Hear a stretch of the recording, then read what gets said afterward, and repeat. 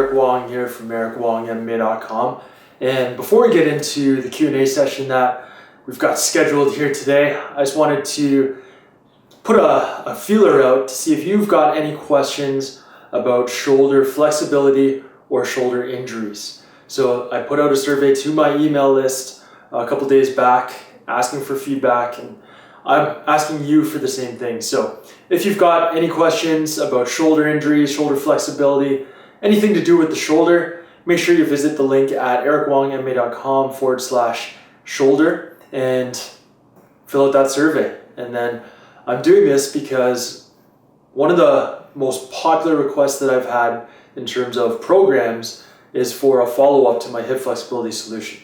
So before going in and creating it and launching it, I want to get your feedback and make sure that I include everything that you need and address all the concerns that you have about the shoulders. So hit up that link, ericwongmma.com/shoulder, and fill out that survey. It'll take you like 5 minutes, and it'll help me to help you create a program that meets all your needs. Okay, so thanks for taking the time to do that in advance. So now let's get into the Q&A session. We've got some interesting questions here.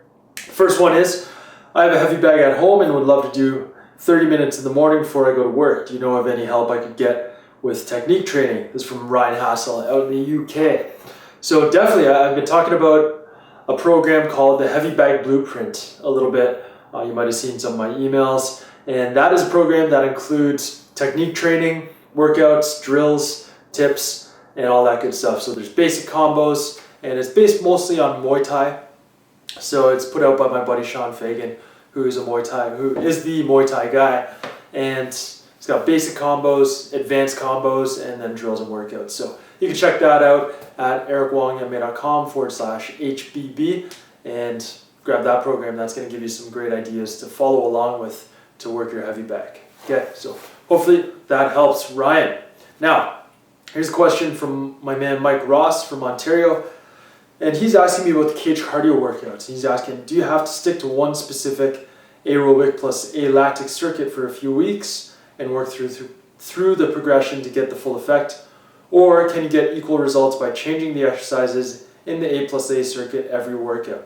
So that's an awesome question, and this is something that I definitely should have addressed, but I'm going to address it now. So ideally, you would choose the same exercises, okay? And do that for the progression of 2 weeks or 3 weeks or whatever it is for that particular workout.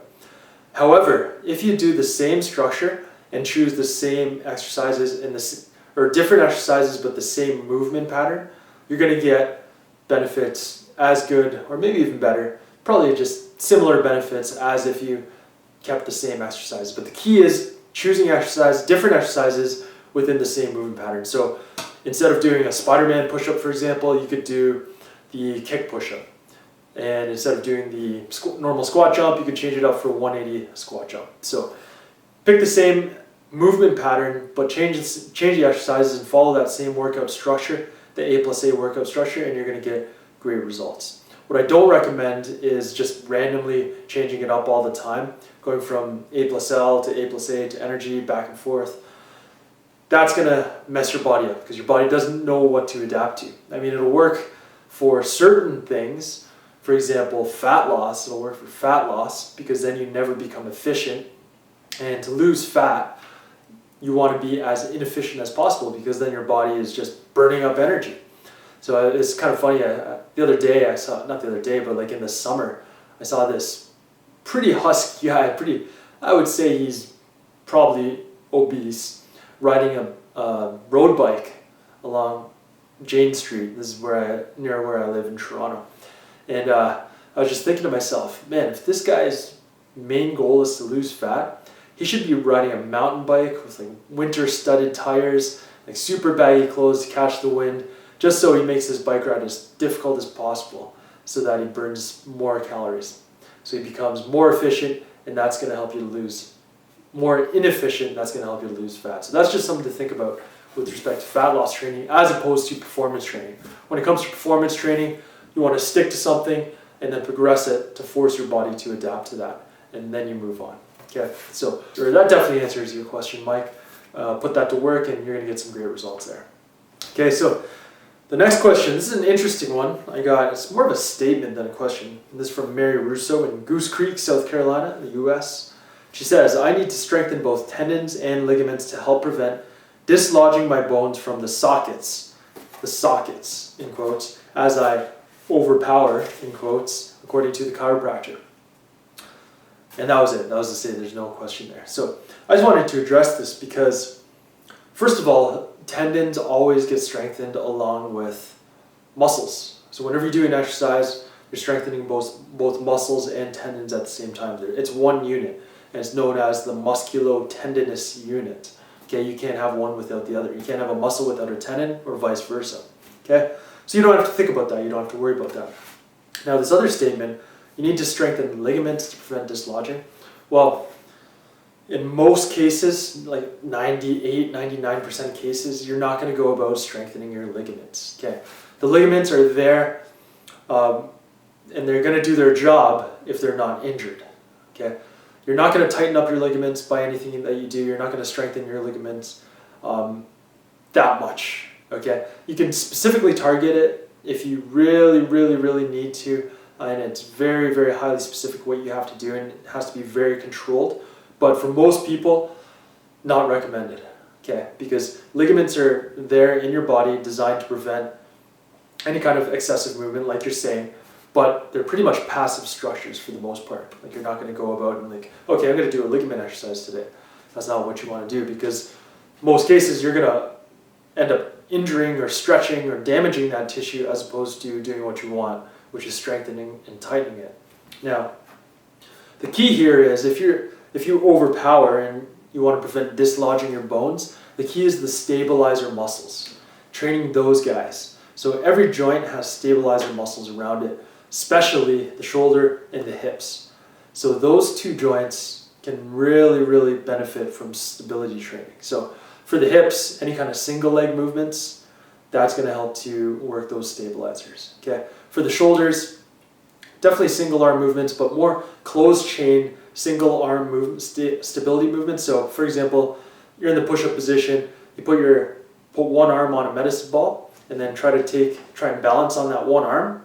That's not only going to torch your core, but it's also going to really work the stabilizers of that shoulder. And that's a great exercise. Even without the medicine ball, just going one arm on the ground, that's a great exercise for working the shoulder stabilizers. Okay, so the key is shoulder stability and not thinking about training ligaments or working your ligaments, but training those stabilizer muscles, and that's how you're going to prevent dislodging of the bones. Okay, so investigate training stabilizers for the shoulder and for the hips as well as the core, and that's where you're going to get the benefits. Okay, Mary, so take that info to your chiropractor and you can discuss that a little bit. Finally, last question. This is an important one. When I go heavy on my deadlifts, I feel a pain in my lower right abdomen. Is this a hernia? I worry about tearing something. Any modifications? So the first modification would be stop deadlifting, because if it is a hernia, you're going to tear something, and that's just nasty. You don't want to deal with a hernia. And a hernia is basically when the organ busts out of the fascia. So that's not a good thing. Okay. It might not be a hernia, it might just be like a hip flexor or quadratus lumborum problem, but you've got to rule out the red flag first, which is the hernia. So go to the doctor, get it tested, maybe get an x-ray or MRI or whatever it is that diagnoses the hernia for you, okay? And then after that, if you've got an issue there that's not a hernia, then it's about figuring out what that is. So why is the right lower abdomen pulling? It could be an injured tissue there. So you're just going to have to deal with not deadlifting, because that's obviously the cause of the issue, or that's causing those symptoms to flare up. So you got to stop deadlifting, and any kind of lifting off the floor is probably going to be problematic. So you might be able to do things like lunges with the barbell on your back, where you're not holding them in your hands, and that might not aggravate anything. So play around with that. That might be a good thing. That same issue, I would stay away from squatting, because squatting is going to put a lot of pressure in that area when you tilt your torso over. That's why lunging is great with the barbell, because your torso stays relatively upright and there's not a lot of strain going in through that lower abdomen area. Okay. All right, John, so make sure you get that checked out first. Don't do anything that you're going to hurt yourself with, and then you can move on and play with those modifications afterwards. But the key is Not doing any of those exercises that create a ton of intra-abdominal pressure right now. So deadlifts, squats, anything where you really have to brace your core hard. Okay, any kind of hard planking or like one-arm push-ups or something like that. Avoid that stuff for now and get it checked out and then get back to it afterwards after you know what you can do. Okay, so better safe than sorry in this case. All right, that's it. It's 4 questions. There's Friday Q&A with ericwongmma.com. Thanks for joining me. Make sure you like my page or subscribe to my YouTube channel to stay up to date with everything that I'm putting out, because I'm putting out a lot of good stuff these days. All right, talk to you next time. Peace.